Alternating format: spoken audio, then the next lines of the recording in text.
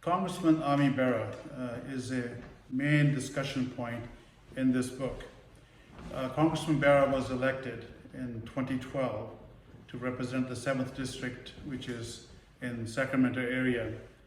And at that time, and if you read this book, Amar Shergill takes great credit in the fact that he was very much instrumental in the victory and bringing the Sikh votes in the area for him. Now, what is surprising is what became between his victory in 2012 and 2014. I can only make assumptions that something happened. And in the 2014 race, Amar Shergill takes as it's stated in the book, he feels that he was no longer addressing the issues that he felt he should have done so, and so he felt opposition to it. And I'm not sure what Mr. Shergill's ambitions were to take this deviation. But the sad part is that the public, the Sangat and the Punjabi Sangat in specifically, was given this in Punjabi papers, if you read it, and from people's mouths, that it was stated that Amar Shergill stated that a survey was sent to members of Congress.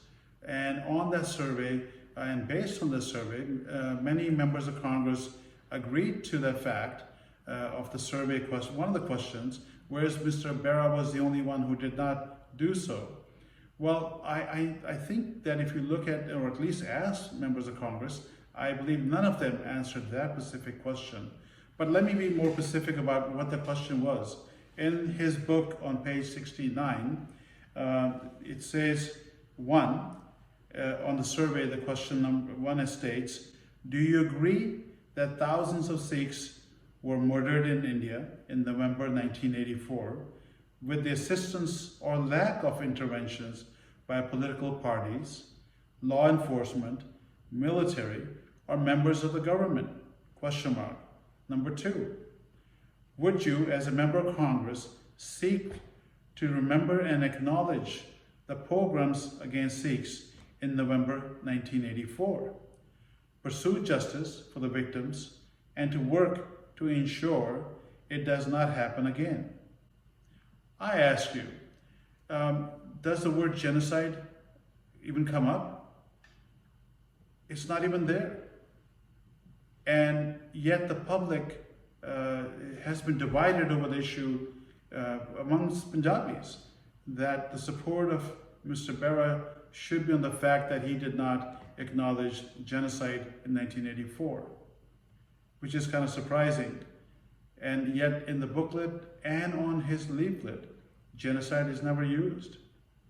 So Mr. Bera did win that election, although with low margins, and has been a member of Congress. Now, we, the American Sikh Caucus Committee, has always stood on the fact that what happened in 1984 was a genocide. And we will get into detail later on, and we will give you proof that right off the bat, the committee has written letters to members of Congress asking them to take a stand in 1984 as a genocide. And we have gone further to have briefings and meetings with the public on genocide of the Sikhs, but not what Mr. Shergill has always portrayed to the committee. The American Sikh Caucus Committee worked with Congressman Bera for the 2014 election, the 2016, the 2018, the 2020. The American Sikh Caucus Committee did not endorse him, nor has it worked for him. And we will continue to work members of Congress on issues that are the voice of the Sikh diaspora.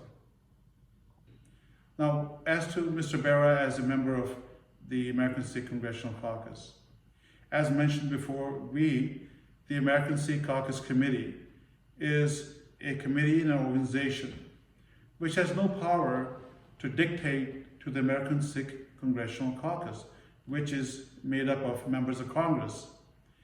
They create this caucus, they're registered within Congress, they run it, and they choose to, and members of Congress choose to be on it or off of it.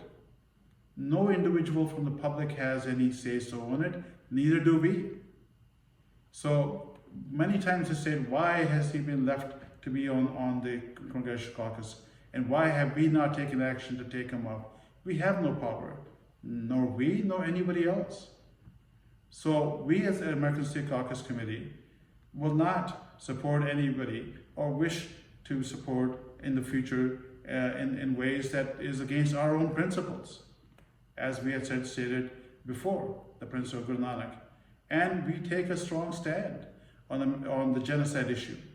1984, and our committee continues to state it was a genocide, and will continue to do so. But it is unfortunate Mr.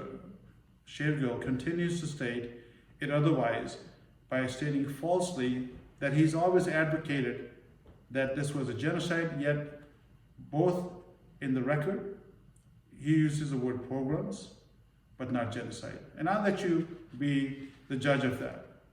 But the public, time and time again, has been said that Mr. Shergill states that members of Congress aren't calling it a genocide. Yet he himself never pushes them. And after 2014, why has he not talked about this since then? We continue to do so. What happened after 2014, after that one survey? Why has he not gone back to persuade other members of Congress? Even members that he may like. If he can prove that individuals that he likes have shown that they are for the fact that it's genocide. Take, for example, Congressman Ro Khanna. Mr. Ro Khanna is a member of the India Caucus. He is actually the co-chair of it at the moment. He's also a member of the Pakistan Caucus. He's a member of the China Caucus and many other different caucus, the Progressive Caucus. But he is not a member of the American Sikh Congressional Caucus.